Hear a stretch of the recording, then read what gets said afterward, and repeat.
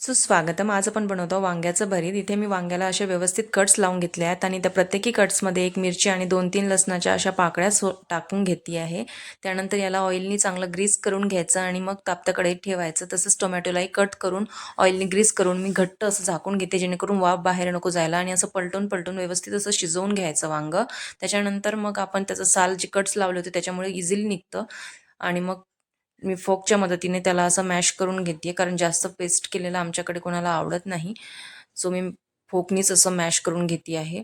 त्यानंतर सेम कढई वापरते मी, जिथे थोडं मला तेल कमी वाटतंय म्हणून मी मोहरीचं तेल टाकणार आहे. मग जिरं, मोहरी आणि थोडासा हिंग टाकते आहे. त्याच्यानंतर कढीपत्त्याची पानं, हिरवी मेथीची पानं, आणि त्यालाही व्यवस्थित असं मिक्स करून घेते आहे. चॉप केलेला बारीक कांदा टाकला आहे, त्याला व्यवस्थित असं मिक्स करून घ्यायचं आहे. त्यानंतर हळद, लाल तिखट आणि मीठ टाकलं आहे.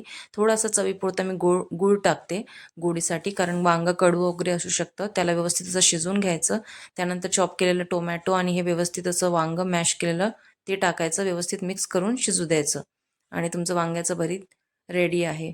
कोथिंबीर टाकून गार्निश करायचं. धन्यवाद.